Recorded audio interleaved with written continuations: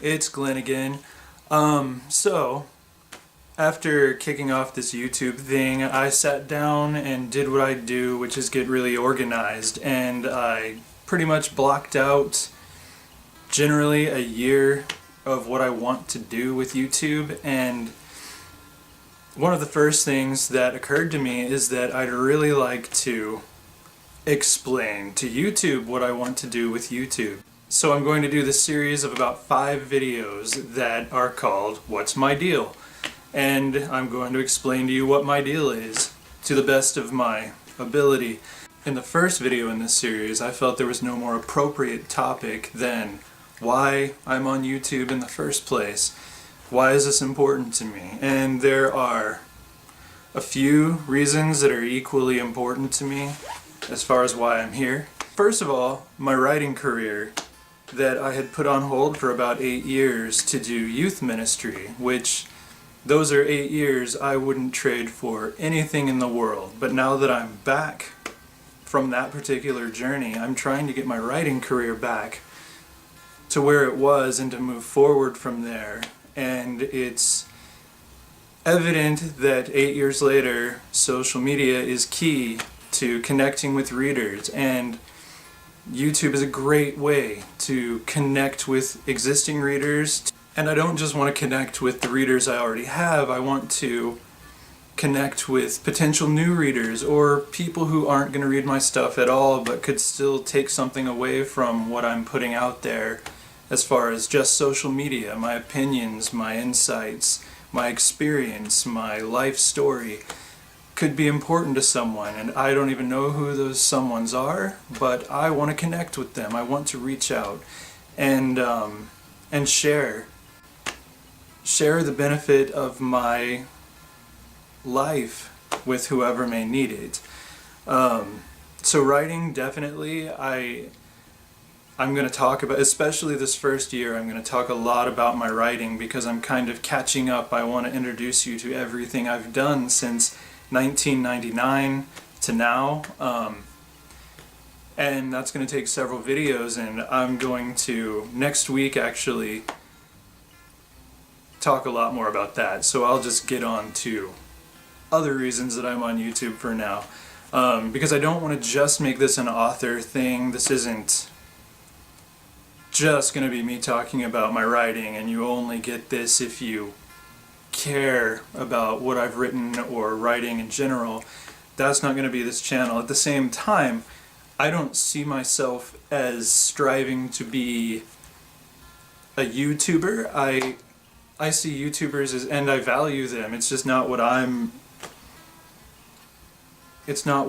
trying to do. I'm not trying to create a channel where I'm going to be doing DIY videos and weird challenges, and that's not what I'm going for, though I do enjoy those videos when other people do them. I see myself really as an author who has a YouTube channel, and one of the reasons as a human being that's important to me, YouTube in general, I think it's fascinating how in the 21st century we can record our lives in a way that has never been possible before. We can put up our daily video journals if we so choose, and the world has access to them indefinitely. Centuries into the future, people will be able to look at this, and as someone who's very into genealogy, my family history goes back so far, and one of the most frustrating things is so many people, so many ancestors are reduced to a birth date, a marriage date, they had these children at these dates, and they died on another date. We don't know anything about their personality. We don't know what their voice sounded like, what sort of physical affectations they had. We don't have any idea who they were.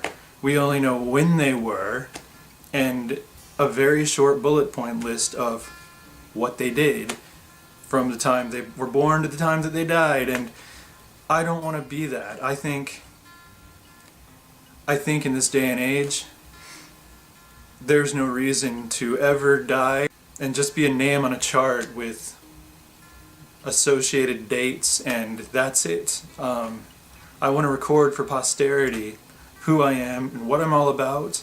Future genealogists in my family will be able to look this up and see who Glenn was.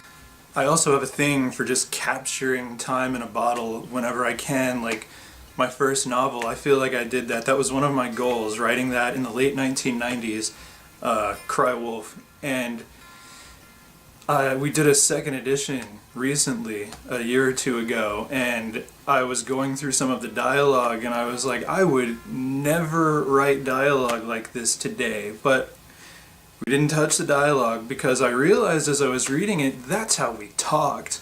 That is exactly how we talked back then, and I captured it. I captured it in a novel, and I feel like this is another outlet for that. In addition to writing and historical value, YouTube is also another creative outlet for me.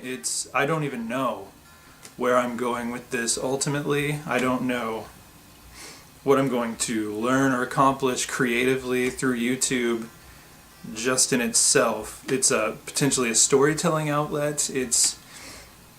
I don't know. It's a journey. It's a mysterious journey that I'm taking, and it started with 2 really crappy vlogs, and I put those up deliberately knowing they were crappy because it would force me to move on this. It would force me to strive to do better and to put up more content so that you'll forget about those 2 videos, even though I'm sure they will haunt me for the rest of my life.